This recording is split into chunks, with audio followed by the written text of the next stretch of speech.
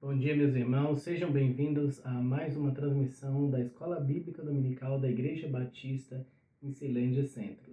Graça e paz em nome do nosso Senhor Jesus Cristo. Nós hoje iremos estudar o capítulo 22 do livro de Isaías, versículos que vão de 1 a 14. Mas antes disso, eu gostaria de orar com os irmãos pedindo a orientação do Espírito Santo de Deus. Oremos. Senhor nosso Deus, nós te agradecemos por todas as bênçãos derramadas sobre as nossas vidas, pelo teu cuidado, pelo suporte a tudo aquilo que diz respeito, Senhor, às nossas vidas, às nossas necessidades e às nossas carências, Senhor.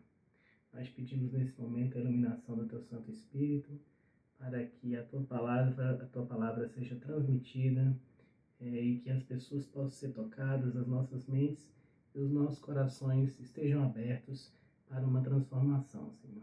Abençoe-nos e perdoe os nossos pecados. Em nome de Jesus é que te pedimos e te agradecemos. Amém. Então nós, como introdução ao nosso capítulo, nós poderíamos fazer alguns comentários antes de lermos a passagem, e nós dividimos o nosso estudo desses 14 versículos em 3 ou 4 trechos, né? Mas como considerações iniciais, eu gostaria de comentar, primeiramente, que é um trecho um pouco de uma interpretação um pouco mais complexa, né? O cenário histórico dos versículos que vão de 1 a 14, ele tem sido a causa de uma grande controvérsia, de uma grande discussão entre os estudiosos, entre os comentaristas bíblicos, né? Em relação à divisão do capítulo, existe até alguma concordância, né? Entretanto, a principal controvérsia tem relação com os tempos, eventos descritos, né? Os fatos históricos que estão ali narrados, né? Mas, em termos gerais, o profeta Isaías ele parece estar se referindo a um evento passado de julgamento, ou seja, de juízo de Deus, em que a destruição não foi total, em que não houve uma destruição daquele povo por parte de Deus de uma maneira completa, né? E sim parcial. Infelizmente, esse juízo de Deus, ele não causou, ele não provocou uma experiência de arrependimento nesse povo e não fez, e muito menos fez com que esse povo passasse a confiar mais no Supremo Deus, né? No Senhor dos Exércitos. Mas sim, eles estavam ali numa sensação de alegria, numa sensação de autossuficiência e uma cega dependência que eles tinham de suas capacidades, né? Armamentos, provisões e toda uma tecnologia militar que eles tinham ali. Em resposta a essa reação do povo, Isaías prevê um novo e um devastador juízo que viria adiante com relação a eles, né? Só que a gente não sabe exatamente a identidade desse evento, isso não está muito claro no texto. Mas após a nossa leitura, a gente vai tentar comentar e tentar esmiuçar um pouco essa passagem. Então leiamos, em primeiro lugar, os versículos que vão de 1 a 4. Sentença contra o Vale da Visão. O que aconteceu para que todo o seu povo esteja subindo aos terraços? Você estava cheia de aclamações, era uma cidade barulhenta, cidade cheia de alegria. Os seus mortos não foram mortos à espada, nem morreram na guerra. Todos os seus chefes fugiram na mesma hora e foram presos sem que fosse atirada uma só flecha. Todos os moradores que foram encontrados foram presos, apesar de já estarem longe na fuga. Portanto digo, não olhem para mim, deixem-me chorar amargamente. Não insistam em querer consolar-me por causa da ruína da filha do meu povo. Então, se pudéssemos dar um subtítulo para essa passagem entre os versículos 1 a 4, nós poderíamos dizer a alegria inoportuna e a calamidade vindoura. Explicando em primeiro lugar essa terminologia do Vale da Visão, muitas vezes refere-se a Jerusalém como Monte de Sião, né? Essa descrição é encontrada em várias passagens na Bíblia. Mas aqui Isaías diz que Jerusalém não é um monte a partir do qual seja possível ter uma ampla visão, mas um vale de onde nada se pode ver. A ideia e talvez a intenção do profeta aqui é servir, essa expressão servir de afronta, pois Jerusalém era de fato uma cidade construída em uma colina, mas como a sua visão estava tão apequenada, ele estava cego, ele é considerado aqui pelo profeta um vale, né, de onde não se pode enxergar nada. A expressão que aí pode ser traduzida também em algumas versões da Bíblia é o que há com você? É como se o profeta estivesse ali reprovando essa situação de alegria, esse estado geral do povo de Jerusalém. E essa reprovação também é encontrada da mesma forma lá em Juízes, capítulo 18, versículo 23. O profeta ele não consegue entender por que o povo se aglomera em telhados, no terraço, quando eles, na verdade, deveriam estar nos seus aposentos, em oração, em sentimento de arrependimento, né? E o profeta, particularmente aqui, e alguns comentaristas entendem, que ele está antecipando uma condição que aconteceu com a queda de Jerusalém diante dos babilônios lá em 536 a.C. Então, nesse momento aqui em que o profeta fala que o povo deveria estar chorando, deveria estar contrito em relação ao Senhor dos Exércitos, ele possivelmente está ali se referindo a um futuro, a uma futura conquista de Jerusalém por parte desses babilônios, né?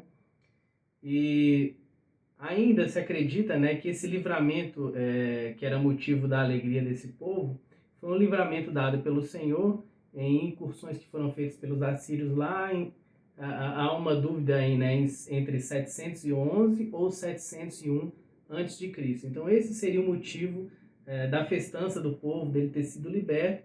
Entretanto, o povo não estava entendendo que essa libertação era uma obra do Senhor dos Exércitos.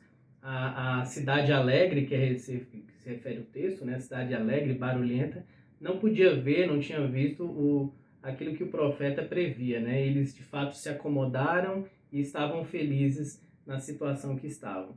A gente pode ver em Isaías capítulo 32, versículo 13, Sofonias capítulo 2, 15 e capítulo 3, 11.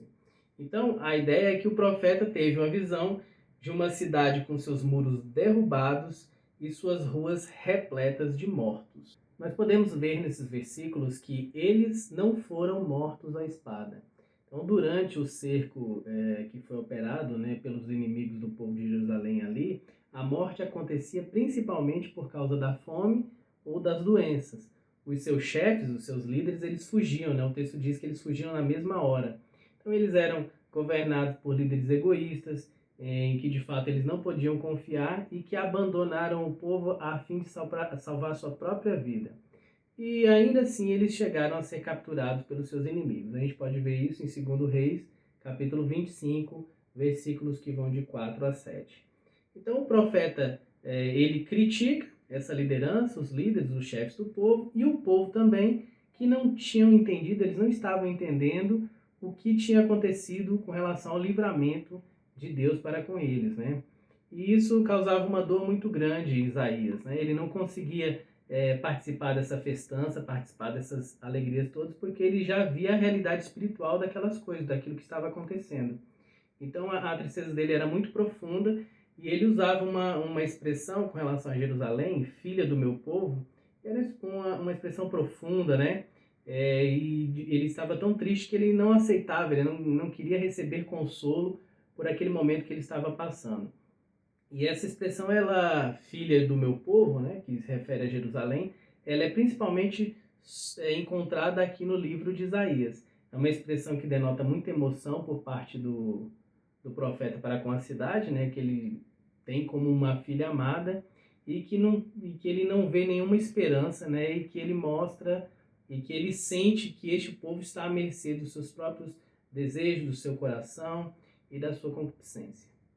Os versículos 5 a 7 dizem o seguinte: porque este é um dia de tumulto, pisoteamento e alvoroço da parte do Senhor, o Senhor dos exércitos no vale da visão, um derrubar de muralhas e um clamor que vai até os montes.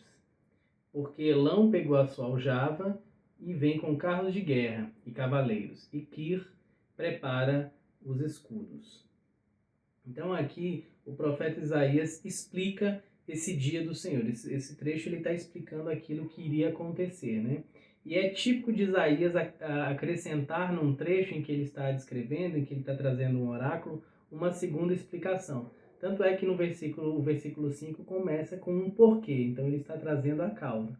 Nós vemos o choro do profeta no versículo 4, isso ele rememorando a cena de morte, né? De deserção e do cativeiro do povo, mas agora há uma explicação muito mais profunda para aquilo que estava ou iria acontecer.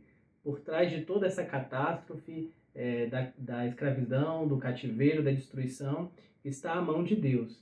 Então, e esse dia ele é expresso por algumas coisas. Nós podemos ver que esse dia do Senhor, primeiramente, ele é expresso por tumulto, pisoteamento, alvoroço.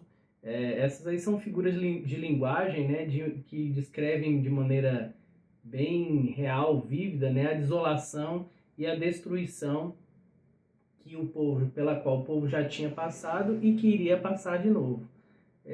Na ocasião anterior, quando a cidade estava para cair, o terror já havia reinado entre seus moradores.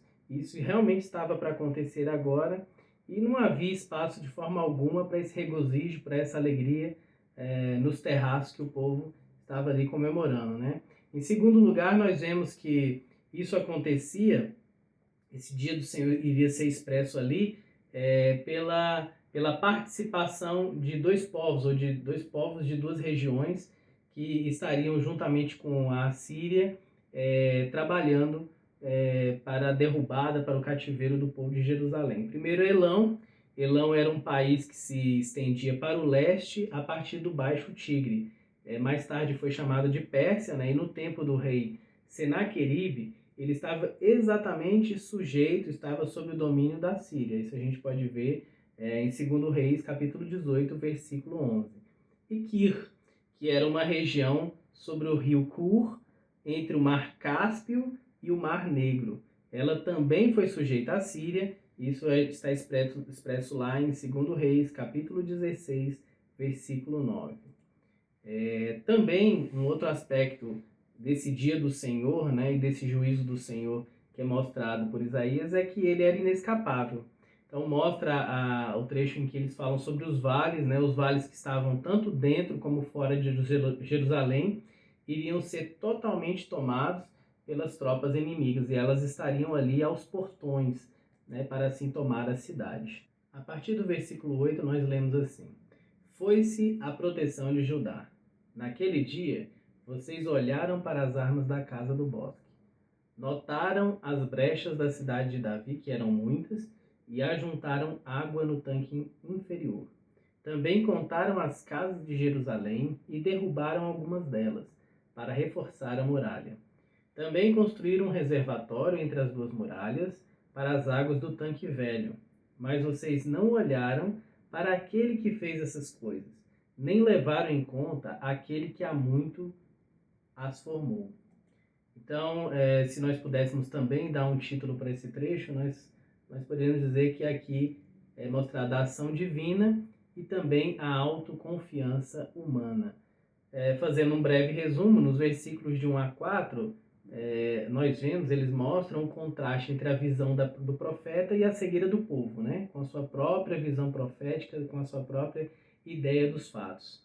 Os versículos de 5 a 8 que nós também estudamos narram essa primeira ameaça de Deus dirigida à cidade. E os versículos que vão de agora em diante, eles falam da resposta a essa ameaça e dos efeitos dessa resposta. Na tradução da Almeida Corrigida e Fiel, ele traz a expressão: ele tirou a coberta de Judá. Então, o Senhor dos Exércitos é sempre o agente supremo nas experiências de seu povo. Ele realmente é o Senhor dos Exércitos, é ele que opera as ações que estão acontecendo ali. Então, nesse trecho também narrado, nós vemos que com a ameaça do ataque iminente dos povos inimigos, do rei de Judá, que possivelmente era Ezequias naquela época, faz uma escolha como sua prioridade, né? Ele entende que o povo deve se preparar fisicamente. Isso fica bem claro nos versículos aqui. Então nós temos armamentos estocados, podemos ver isso no versículo 8, parte B. Nós falamos de muros, muralhas, versículos 9a e 10. Nós falamos de suprimentos de água, versículos 9b, parte B, né, do versículo 9 e 11. Então essas preparações eram importantes, porque o povo de Deus muitas vezes estava combatendo outros povos. Elas eram prudentes e Isaías não condenava essas de forma alguma essas prioridades, né? O problema dele era a ordem dessas prioridades. Antes de focalizar no físico, né? Naquilo que era concreto ali, como nós vemos no versículo 8b, a gente deveria se focalizar no espiritual, assim como vemos no versículo 11b.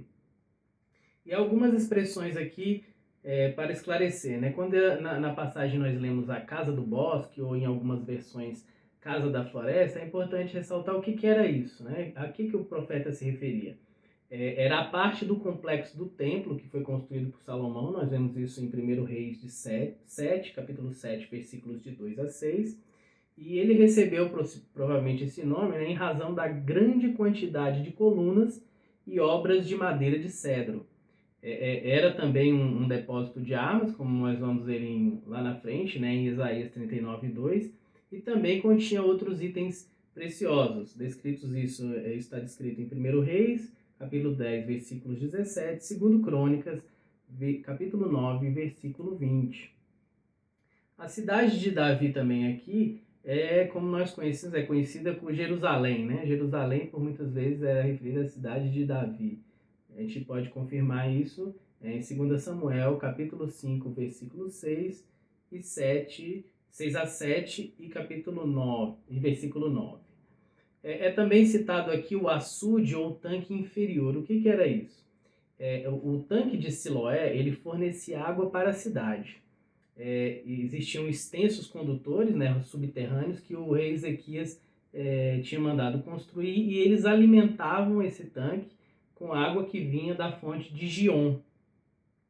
Outra coisa que é citada aqui também é o fortalecimento desses muros, né? Eles até usavam restos de entulhos, casas que estavam sendo destruídas, para corrigir ou fortalecer essas muralhas. Ezequias ele reconstruiu o muro que foi danificado.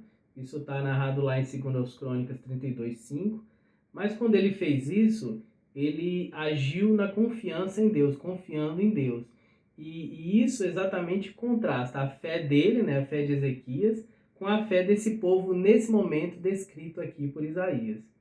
E por último, a gente também ouve falar ali no texto do açude ou tanque velho. É uma referência ao rio Gion, ao qual o profeta algumas vezes se refere como sendo o açude superior. Isso está lá em 7:3, 36:2 e 2 Reis 18:17. O texto nos diz que eles não olharam nem levaram em conta. Aqui o autor, né, o profeta Isaías ele se refere exatamente ao Criador de todas as coisas. O Senhor dos Exércitos não estava no campo de visão, de ação desse povo. Eles não estavam se importando ali, nem tomando conhecimento de tudo aquilo que Deus tinha feito por eles. Algumas perguntas podem ser feitas, né? Por que se incomodar com a fé quando se tem muros, águas e armas? Por que olhar para Deus quando se pode olhar para os seus próprios recursos? E era exatamente esse momento que aquele povo estava vivendo, e daí a tristeza de Isaías no povo confiar ou estar ali com um sentimento de autoconfiança, né?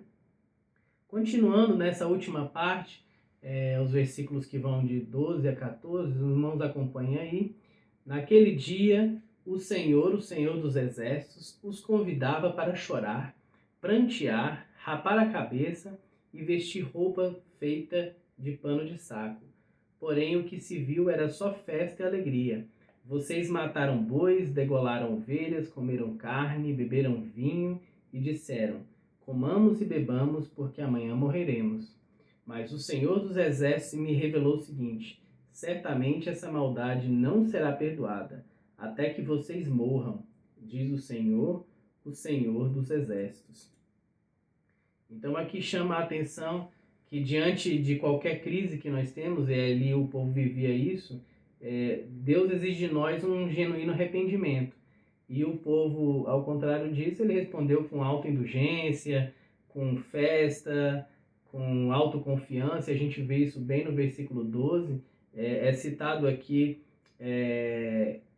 esse ritual, né? Chorar, prantear, rapar a cabeça, vestir roupa feita de pano de saco. Isso era uma ilustração, isso significava humildade, arrependimento. Era isso que Deus queria daquele povo. E esse espírito realmente contrasta com uma legítima alegria do povo de Deus, né? Era uma alegria baseada em falsos sentimentos, né? Também nós vemos no versículo 13, comamos e bebamos que amanhã morreremos. O apóstolo Paulo também cita essa mesma filosofia lá em 1 Coríntios 15, 32. A verdade é que se não há ressurreição, ou seja, se nós vamos morrer e não seremos ressuscitados, né, não viveremos novamente, aproveitar a vida é de fato tudo o que resta para nós. A gente também pode ver isso em Lucas capítulo 12, versículos 19 e 20. E tal reação, ela desconsidera totalmente os valores que são eternos, né?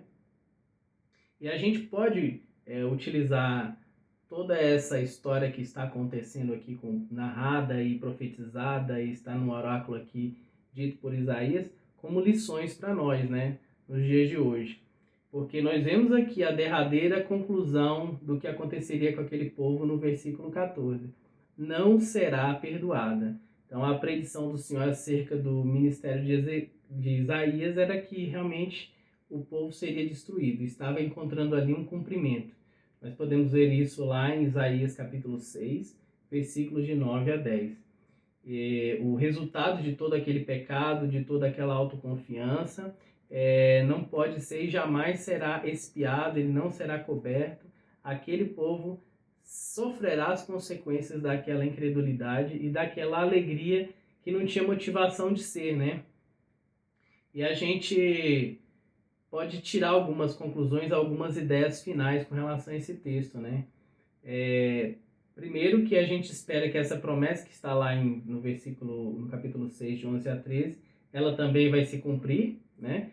Que é a destruição do povo, né? O povo que não conhece seu pecado nunca exercerá essa fé na providência divina, então ele vai continuar confiando nas suas próprias capacidades, nos seus próprios recursos, na sua própria tecnologia, sem uma cobertura divina, de fato os inimigos destruirão aquele povo.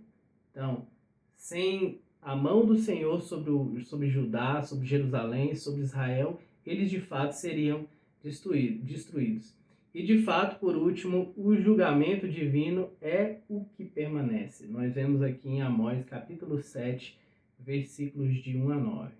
Então, lições que nós realmente podemos deixar para os irmãos é que o Senhor, primeiramente, é o agente executor de todas essas coisas, ele opera todas essas coisas, as coisas acontecem conforme a sua soberana vontade.